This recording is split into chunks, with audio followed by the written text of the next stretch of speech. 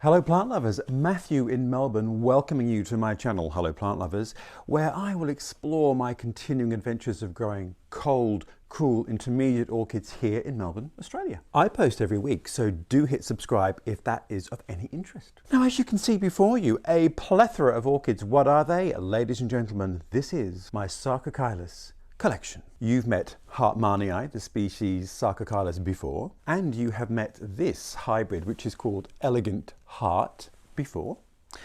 And this is a hybrid that is red, which I did a repotting video of.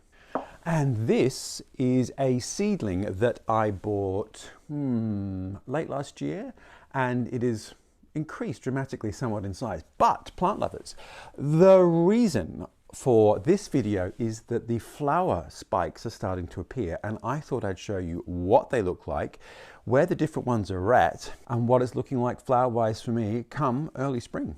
So here is a true confession. I was looking at Hartmanni, this one, which is such a reliable flower, outside in the weather, a little bit of protection, but it gets rained on, so I only ever really water it in summer if I remember, but they're tough.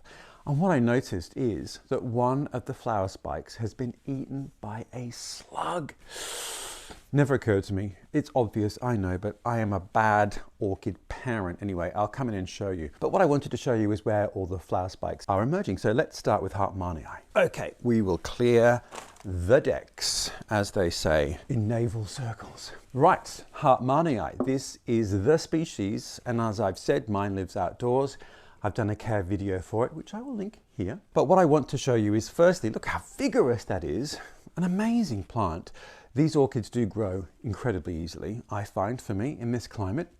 But let's come in and have a look at the flower spike. So as you can see, the form, it's sort of not dissimilar to Vanda's in some respect, in that it grows almost like a stem, and the flowers appear in the junction of the leaves, not unlike a Phalaenopsis. Now, it is first month of winter here, so the flower spikes have just started to emerge, and you can just see them.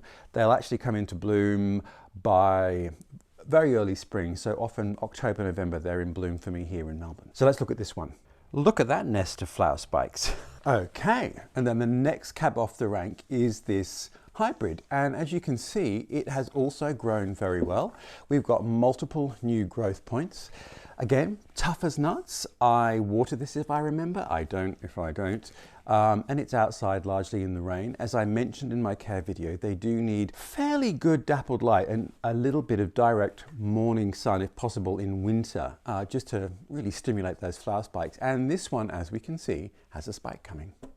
Now, because I'm cheap, I bought this at a garden centre on sale because the flower spike had died, so I actually had no idea what it looked like. And in fact, it's very similar to its parent, Hartmanni, the species, but never mind. It's still beautiful, a little bit bigger, a little more defined colouring, but it's a gorgeous orchid.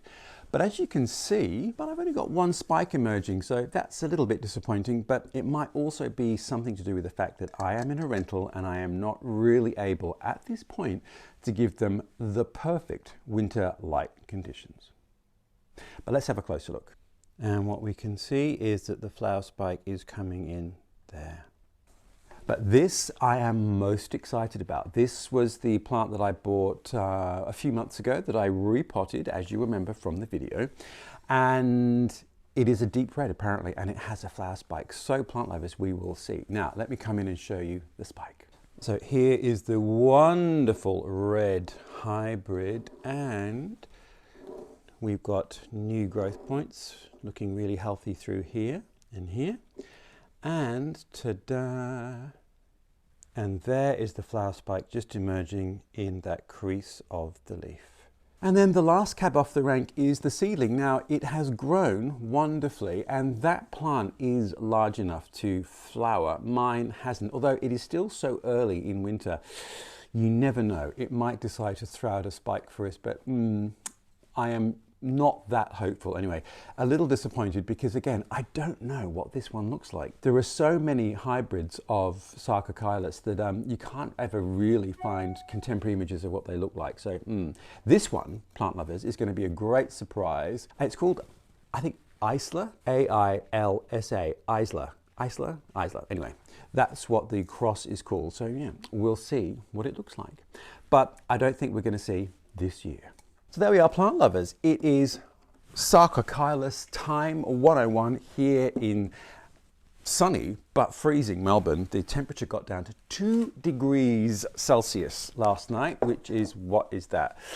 Oh, about 38 Fahrenheit. It was cold. Let's just say I always get anxious on super cold nights, given that I grow a lot of my orchids outdoors. Anyway, here is Sarcochilis. I cannot wait to show you when all the blooms come out, which will be in quite some time. Hopefully they'll all be out together so we can do a family photo.